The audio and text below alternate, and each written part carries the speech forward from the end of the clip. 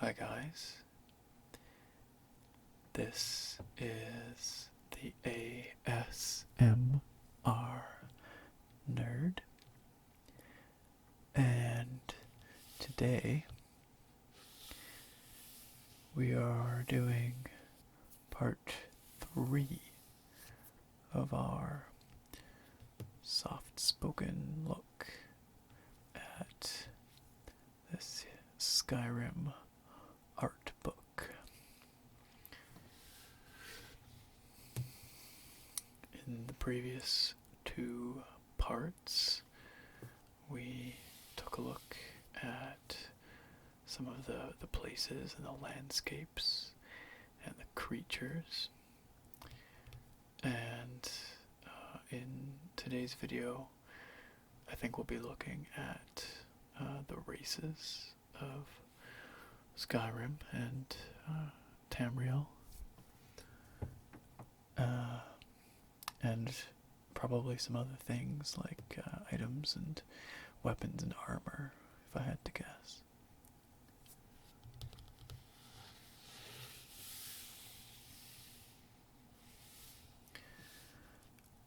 I mentioned it in the other videos, but this art book only came with the collector's edition of Skyrim, and it's pretty hard to get your hands on otherwise. I've seen it on Amazon, but it's over $100. It is a very nice book, though.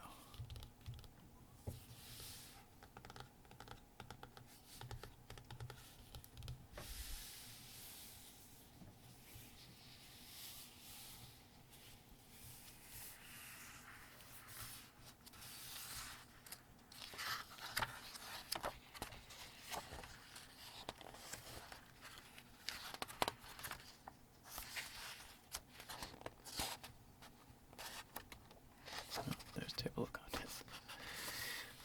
First thing.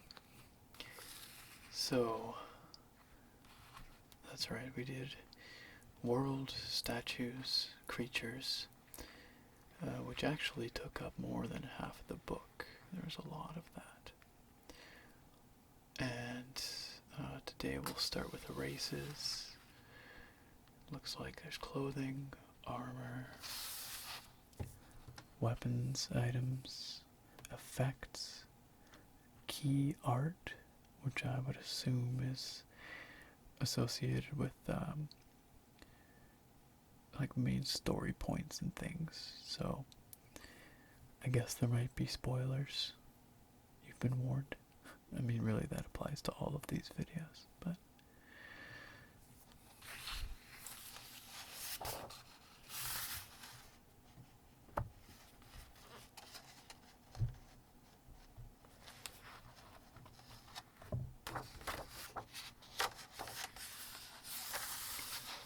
so we want page 124.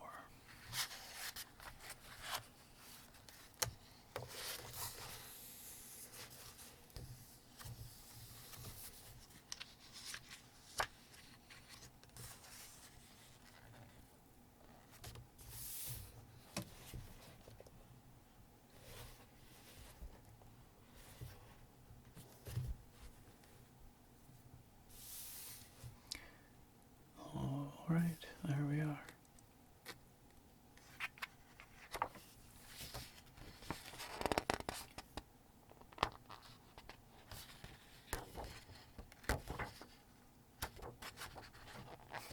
I feel like we're skipping a page, but I guess they're just thick pages.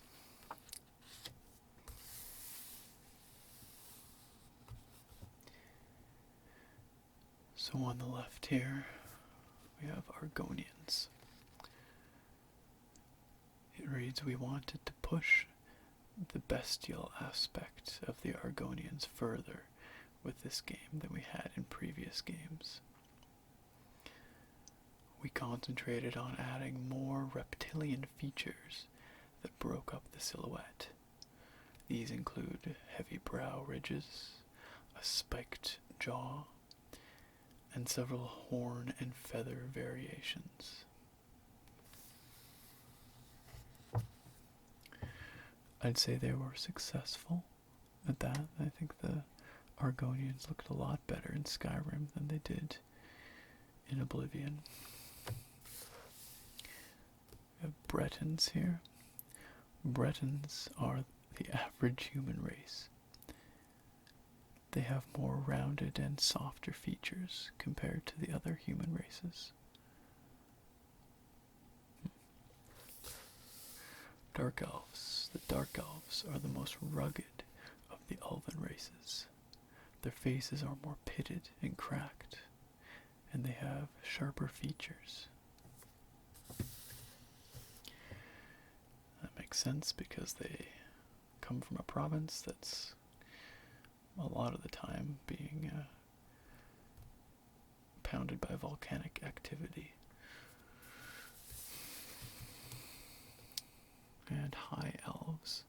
The High Elves have taller and more severely drawn faces. This visually complements their elitist personalities.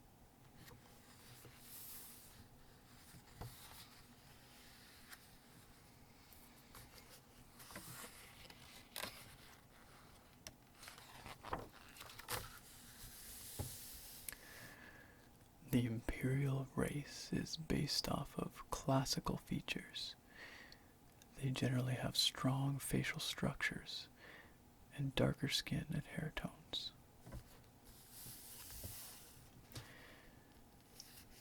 I suppose when they say classical features, they mean classical sculpture, Greek and Roman sculpture. The Imperials are very Roman, they're quite Mediterranean in some ways. Khajiit. The shapes of the Khajiit face were inspired by a lynx, with the coloration and patterning of a snow leopard. It's kind of neat. The Nords are the primary race of Skyrim. They have fair skin and hair that contrasts against their strong facial features. And of course, they are designed to look quite Scandinavian.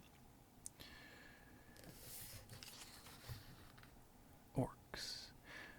We designed the orcs to look more fierce, to reflect their harsh tribal nature.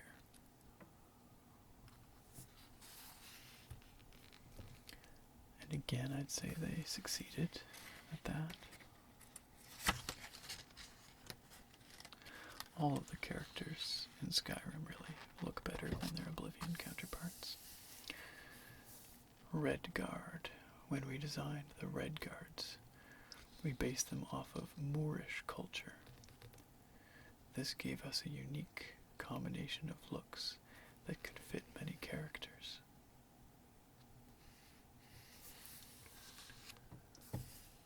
The Wood Elf. The Wood Elves are the wildest of the three elf races. We gave them tan skin and more unkempt hairstyles.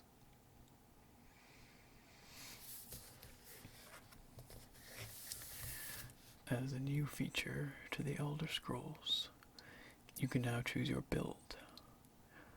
This allowed for a greater variety of characters.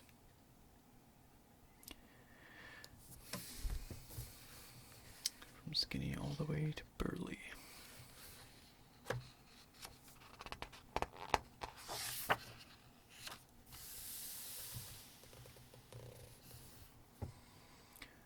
So the next section we look at clothing.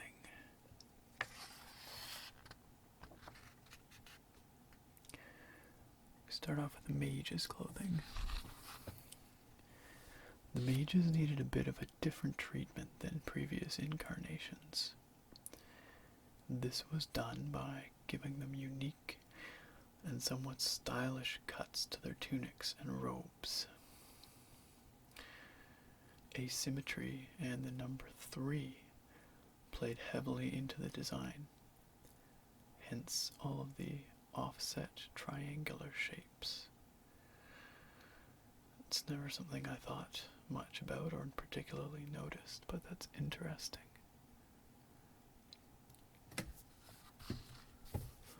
Something I'll keep an eye out for in game now.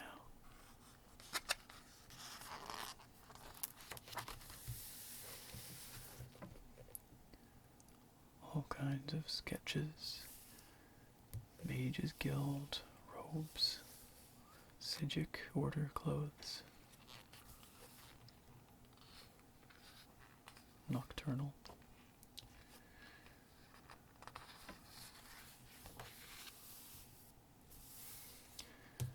Mythic Dawn, Dark Brotherhood, and Thalmor.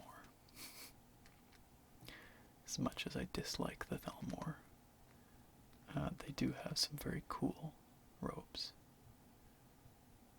Very neat designs. Their armor too, I really like the Thalmor variant of the Elven armor.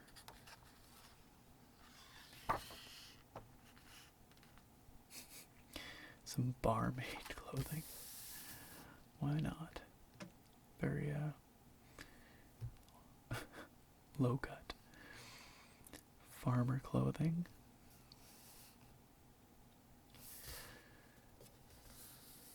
That you see all over Skyrim. These are the common peasant clothes. These look like the very poor people of Skyrim, the rags and the prisoner here.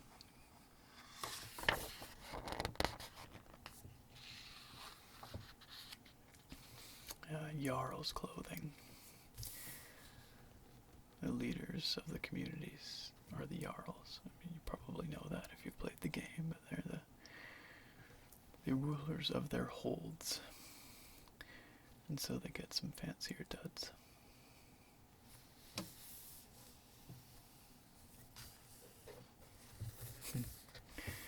Sheogorath's clothing, the Prince of Madness, always has a very unique look. And some Redguard clothing reflecting their desert heritage and origins. Curved swords.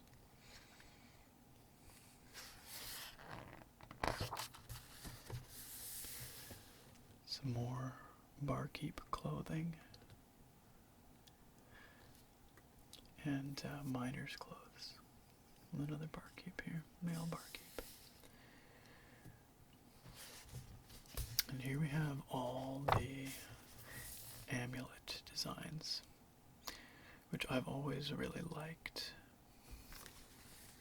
I thought they were quite well done. Unique silhouettes and Elder Scrolls lore played heavily into designing the amulets. The goal was to incorporate symbolism and backstory into each one.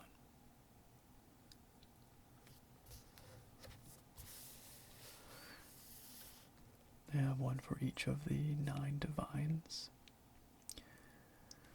Akatosh and Kinnereth, of course, the amulet of Mara, which you must present to a prospective spouse in the game. Amulet of Talos, as well as a few others. Ancient Nord amulet, found in the tombs and barrows. The Necromancer's amulet.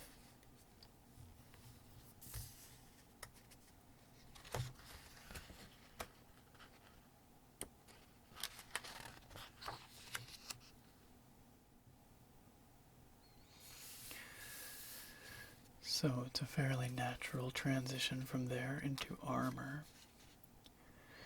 Here's some awesome looking Daedric armor and some Stormcloak armor.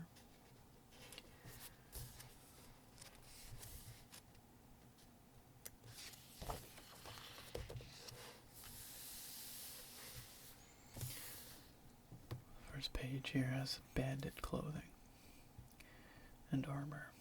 Different designs. Lots of furs and leathers.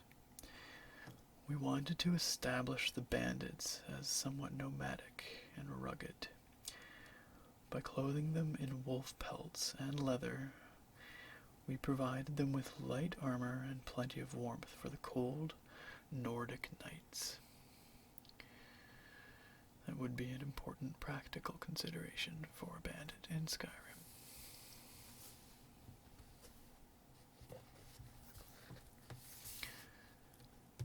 And then the Forsworn, which have very tribal, animalistic armors.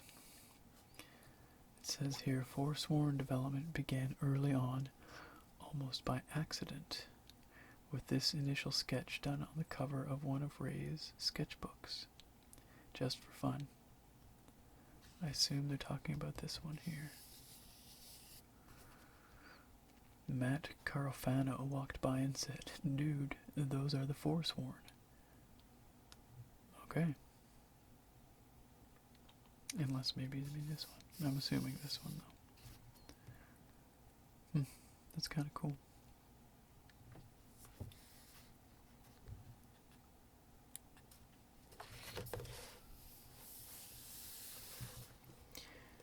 The Imperial armor.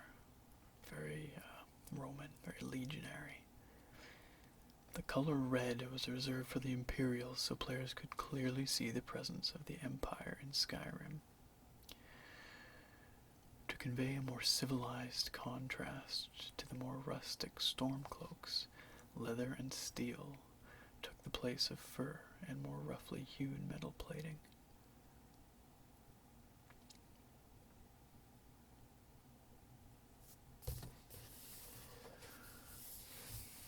This is the Executioner, who you meet at the beginning of the game, and again in Solitude, I suppose, although I think it's a different individual. And the Blade's armor, which is looks a little bit samurai inspired. A lot of that Akaviri stuff looks a little bit Eastern influenced.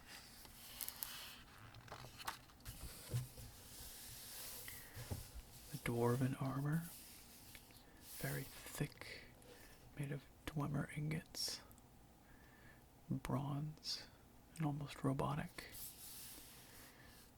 Basic leather, dragon bone, which is pretty neat looking. Dragon priest masks, which are quite iconic in Skyrim, really. They became sort of one of the more, I guess, better known design elements. Heavy plate armors. It says this armor had to visually communicate a higher level of fighting prowess and invulnerability. The raw materials would be harvested, in some cases from defeated dragons. With reference to the dragon bone, obviously.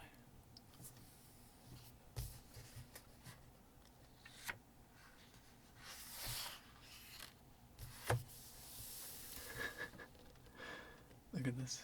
This dude in Elven. He's just giving them the finger. I don't know who he's flipping off, but he's also got a pretty fantastic beard, so he ain't taking no shit from nobody.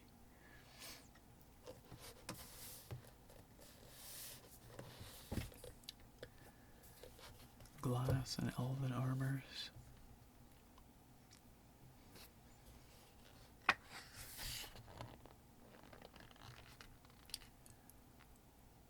Steel armor, fur armors. This is the steel over here. This guy looks kind of crazy. Nord armor. Nordic steel, I guess. Savior armor. That is cool. I don't actually recall at what point you encounter that in the game, or if you do. I don't recognize the design.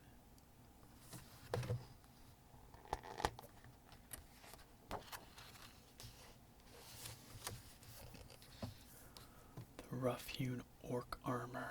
which looks like battle-scarred plates of orichalcum, kind of strapped together. Very raw, very functional.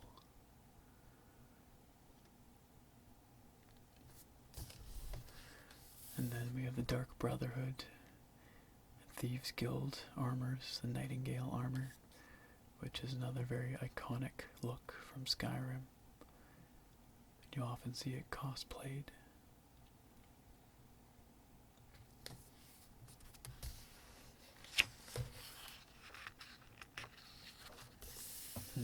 All kinds of weapons now.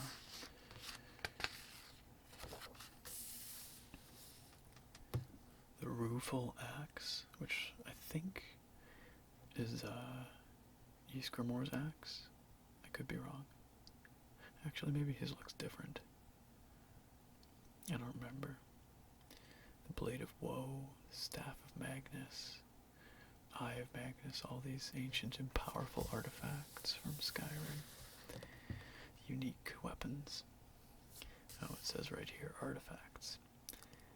The Eye of Magnus was felt to have a similar origin to the Elder Scroll itself, a distant and mysterious object that possibly crashed like a meteor into Earth eons ago. I'm gonna assume they mean nerd, not Earth. Nobody knows how it got here, but one thing is for sure. It holds immeasurable power inside. It does look like it's got like alien etchings in it, almost like arcane etchings, bursting with power. It says here, we understand how valuable weapons are to the player, so we focused on each weapon set to emphasize their importance. In Skyrim, we tied each set of weapons to a race in order to show a unique culture in how they were made. Most of the weapons in the game are made by Nords, so we wanted to make it obvious when you come across a set that isn't Nordic. For example, the ebony weapon set is made by Dark Elves, so we gave it a more sinister and curved style. As you level up, the weapon sets you find become more intricate. This allows for a great amount of variety and discoveries for the player. These look like some Forsworn weapons, I think. Very rough. These, teeth and things just strapped on with leather sinew.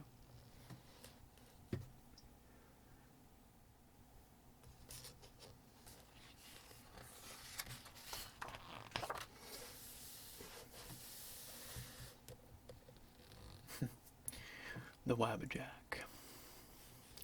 The upper left there. It's Sheogorath's staff. Here, this is Ysgramor's axe and shield. Elf Grinder is the name of his axe. These look very imperial. The Mace of Molag Bal down at the bottom here. The Skeleton Key of Nocturnal. Ebony Blade, all the ebony weapons, which I really like the styling of the ebony weapons. I think they're some of the neatest looking in the game. Same goes for the ebony armor. This looks like an Akaviri blade.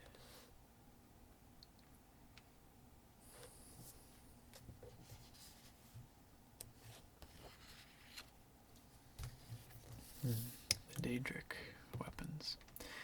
We wanted these to look like they were forged by demons. They're rough and jagged to reflect the realm of oblivion. They definitely did a good job of capturing that. The Nordic, these are the ancient Nordic weapons that you find in the tombs, being wielded by all the Nordic zombies, which have a name, which I'm totally blanking on right now. fought a million of them, and I don't know why I'm blanking on this name. You know what I'm talking about. It's gonna come to me in just a second. Anyway, these are the oldest set of weapons in the game. And as a result, the Draugr weapons, there, just took a moment. And as a result, are the most roughly constructed.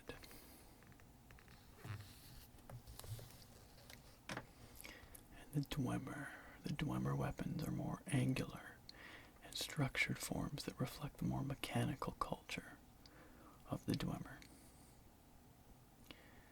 And they definitely did a good job with the aesthetic cohesion and consistency of the Dwemer weapons and armor and all their automatons and machines.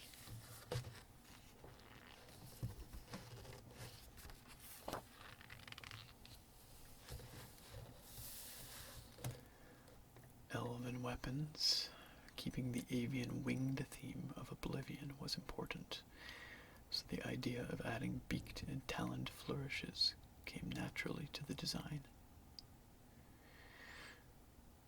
I never really actually thought that much about it. I guess I noticed that there were these sort of feather motifs and these sort of scales, but there are lots of bird elements there, aren't there? Falmer weapons, made from Chaurus chitin. This weapon set shows the relationship they have with the Chaurus. And the glass set, hinting at an elven design sense, was on our minds in designing the glass weapon and armor sets. This time, we really embraced the translucent glass being the main theme, instead of being a decoration on top of steel. This is probably the most high fantasy weapon design in the game. There are definite similarities between the elven sets and the glass sets.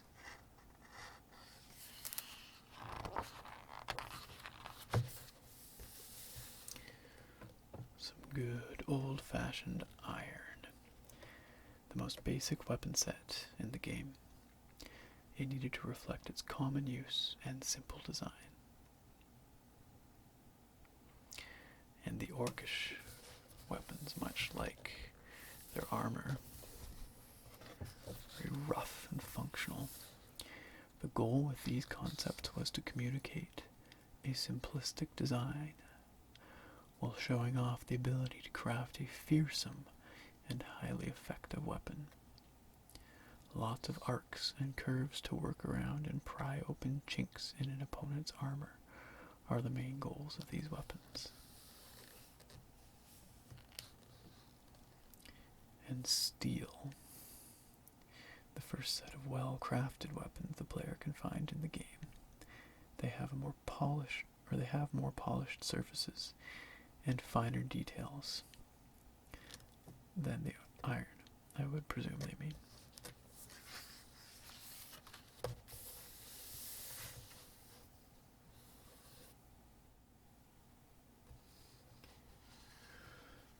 So now we come to the section on items. And we have featured prominently here a very lovely Elder Scroll.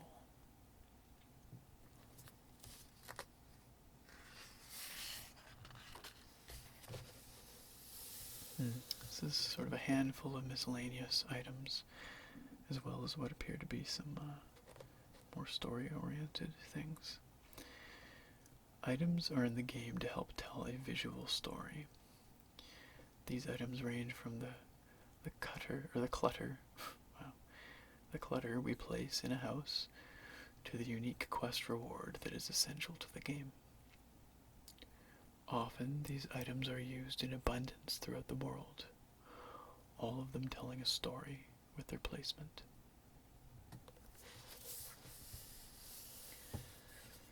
So on the top left we have an armorer's station, the anvil, an armorer's table, and a grindstone for upgrading weapons.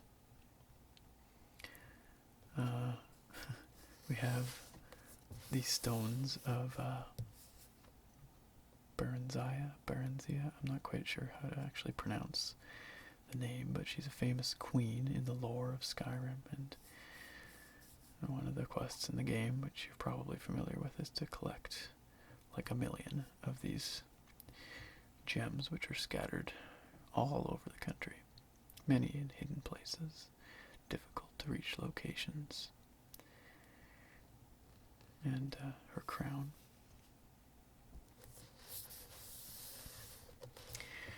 An alchemist's table up in the top right, and an enchanting table looking kind of spooky.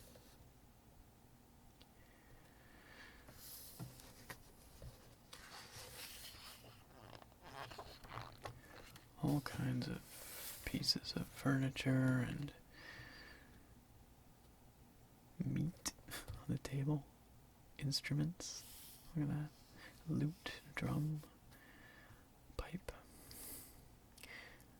In an Iron Age, things like nails would be a highly sought after commodity. People with a bit of wealth throughout the ages have almost always striven to be ostentatious, so the idea of hammering lots of nails into a bench or chair seemed to fit a Nord theme of steel being prized over anything else.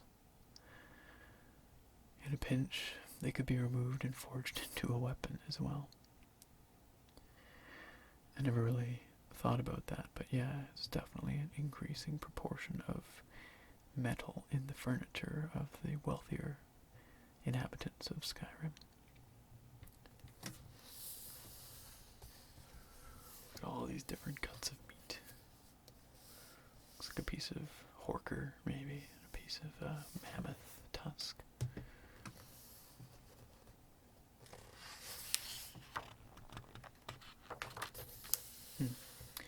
Effects. So this is a screenshot from the game showing off some of the spell effects, fire and lightning.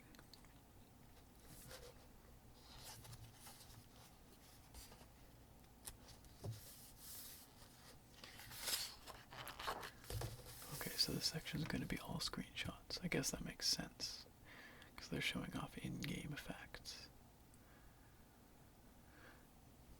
Creaks. By removing effects, you can start to understand the impact they can have on a final scene. These are different pieces that get stitched together to make a creek. Waterfalls. The water effects pieces are built as a set that can be used together to create the many shapes needed for the landscapes of Skyrim.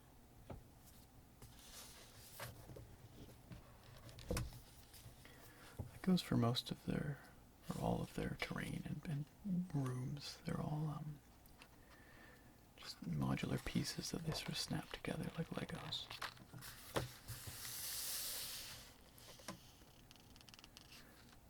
Bleak Falls Barrow, which everyone's no doubt familiar with none of the special effects, and then with the special effects added. In this scene, the effects enhance the final view of the dungeon. It is important to show the player that he or she has reached a key point of the dungeon.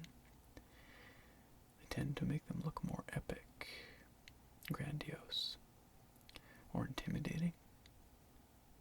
Of course, all these effects are getting revamped for the new Skyrim. It's not called Skyrim Remastered, it's Skyrim, I don't even remember now. Enhanced? No, whatever. The one that's coming out at the end of this month. I'm very forgetful tonight. I think I'm tired. I think that's coming out the 29th of October. And obviously that'll allow people to play Skyrim on PS4 and Xbox One. And I read a thing the other day saying that it will run in native 4K on the PlayStation Pro, which is their new beefier PlayStation 4. That's pretty cool. Looking forward to checking out the enhanced effects, although I don't think there's anything they can do to make it look as nice as a fully modded installation on PC these days with a good ENB and stuff, but I'm still very keen to see what they do with it. So perhaps early next month I'll do a video, look at some of the new visual effects. Anyhow, carrying on, spider den effects. The special effects in this dungeon help root the spider in the world. Here, the layers of webbing, dust, and desiccated corpses create a layer that is unique to this creature.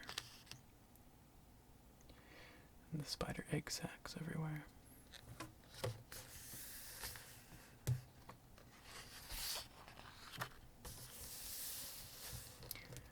Magic concept effects. Early prototypes and concepts of the magic system to help illustrate the differences between the types of spells for the different elements. This is cool.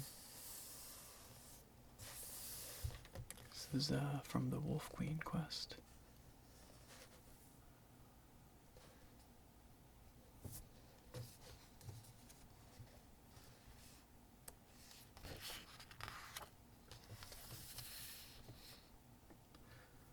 Light beams, again showing off Bleak Falls.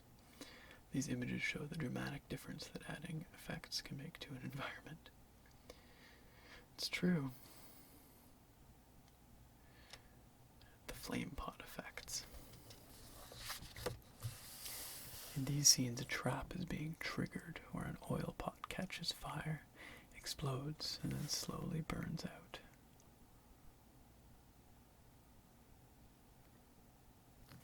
I guess you're supposed to look at it here, that way.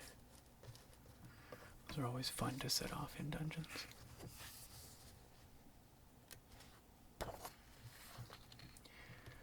Oh yeah, the dragon absorbing the dragon's soul.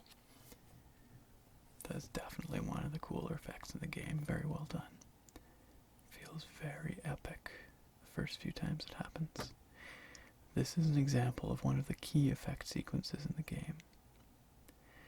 Since dragons aren't ordinary creatures, we felt their deaths should be spectacular. There are two parts to this death sequence. The first is the dragon's body returning to its pre-resurrected skeletal form. The second part of the sequence shows the player absorbing the dragon's soul, which is an integral gameplay moment.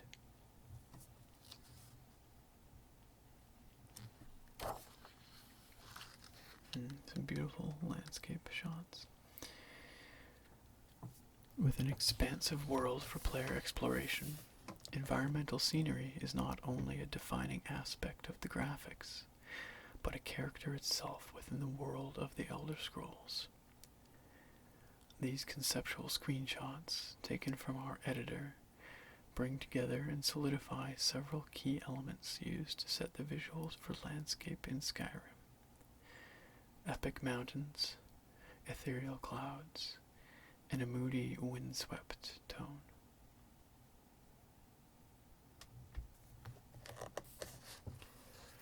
They really did nail it with those mountains and clouds, just those wispy clouds and fogs that sort of cling to the rocks and sort of emanate from the mountains, it seems almost, and hang in the valleys. Look just gorgeous. I remember when I saw the first trailer for Skyrim, when it was revealed. I guess that was, what was that? That was the Video Game Awards 2010, I guess. I remember thinking that the distant mountains looked like too good to be true in that trailer, but they held up. They looked like that in game.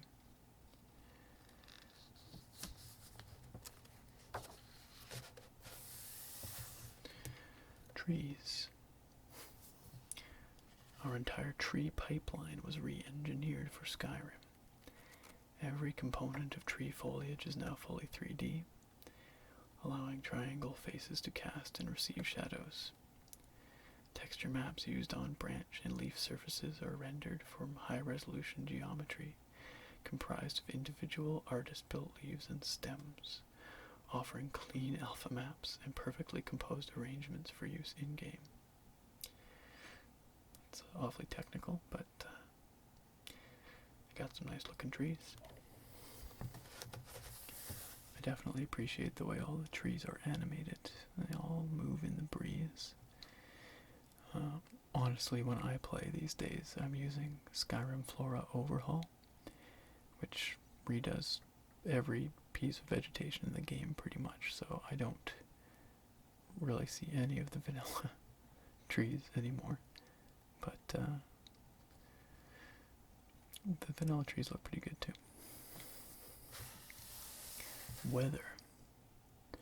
With Skyrim, we wanted to improve upon the fidelity and detail of our dynamic sky system, while bringing exterior vistas to new levels of stylized, mood-setting realism. To do so, we relied heavily upon extensive use of fog, end-of-frame tone mapping. Cool. Contrast between a dawn, a rainy day, and a snowy day. And again, when I play these days, I use Climates of Tamriel, which edits a whole lot of weathers and adds a whole bunch more. And of course, ENBs will change all of the colors and tone mapping and all that, but a lot of them are still rooted in the visual style of vanilla Skyrim.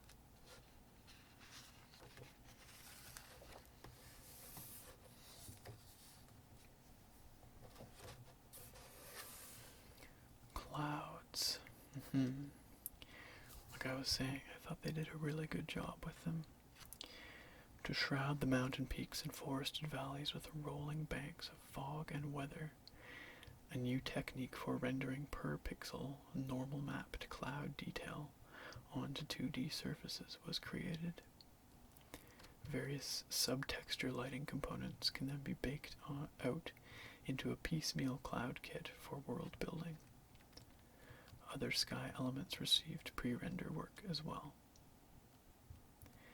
So these are all ways that they can reduce the performance impact of these effects. They do a lot of the work prior to it being rendered by the system. But they still look very good. Down at the bottom it says here the phases for the moon Masser are shown rendered from the high detail source, where alpha masks are then used in the sky dome.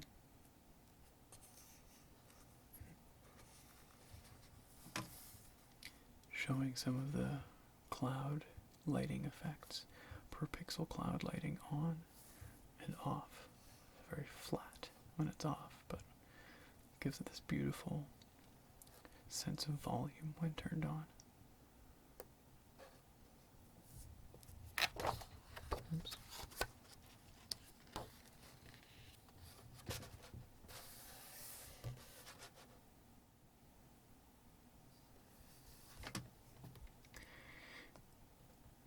This video is getting pretty long. We're probably up around 45 minutes now, but we're almost done, so we might as well finish the book. Here we're looking at key art. These are all pieces of artwork that you're probably familiar with. Early in production, we established iconic images that help define the tone of the project. These high-quality images are based off of in-game art. They are primarily used as marketing material to build excitement for the game. While the player can pick any type of character, we depict the player as a male Nord to best illustrate the tone of the game. Generic Skyrim guy. Nordman. When I'm modding and testing my game, a lot of the time I just use a save file that I know is clean and safe, and it's just a save from right after you get out of the sort of tutorial cave, and the character was just the default Nord male that the game puts in front of you when you enter character creation, and I just called him Nordman. So he's my guinea pig save. Generic Nordman. They call him Dragonborn. That's fair. Dovahkiin.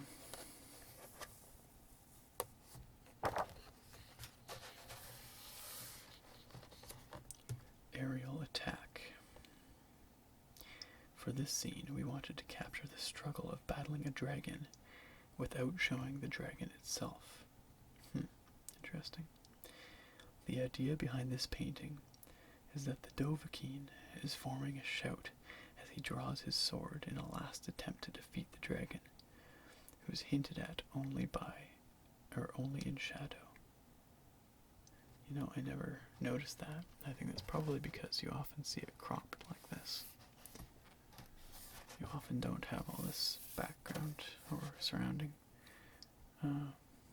material, but you can see, yeah, this big dragon wing shadow there.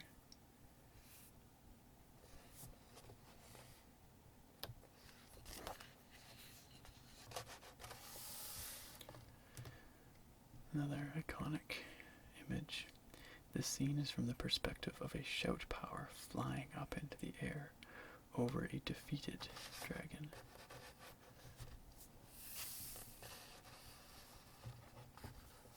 All kinds of muddy, bloody snow around.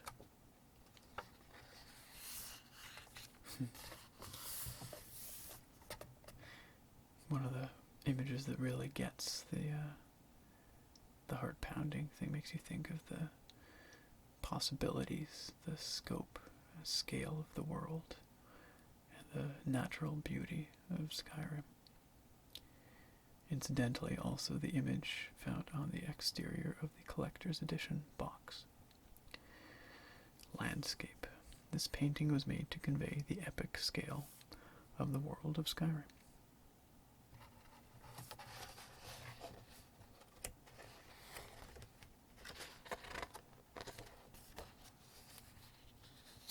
And that's it. Just the credits for the Skyrim art team. Lots of people, but not outrageously large by any stretch. Bethesda likes to keep their teams smallish. And I think it sort of influences the way they design their games, for better or for worse. You know, there's certainly real reasons to do that, but in some ways you wonder if they're maybe hamstringing themselves too.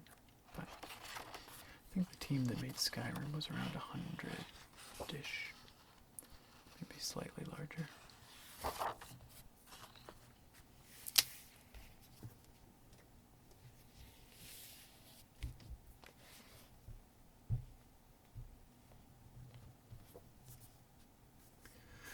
Which is pretty small for the scale of that game.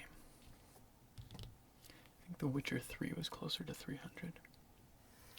Just as sort of a more modern point of comparison for an epic RPG. So that was the Art of Skyrim. I hope you enjoyed our soft-spoken perusal of this lovely collector's book. And I certainly enjoyed looking through it with you. I had glanced through it before, or maybe more than glanced. I had paged through it, but hadn't really spent the time to look at every page, read every description. But there's lots of really beautiful artwork that went into the game.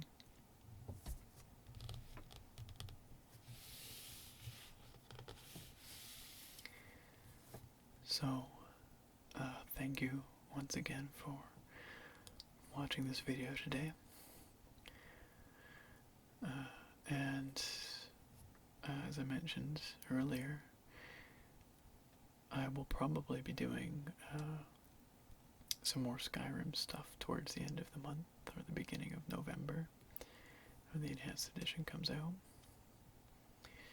And I might be doing another Skyrim video before that, perhaps around Halloween. If you've been watching my channel for a while, you'll know I do seasonal Skyrim videos sometimes. So I've got one of those planned. So if that's your thing, you can look forward to that. Alright, thanks again. And I'll see you again real soon. Bye for now.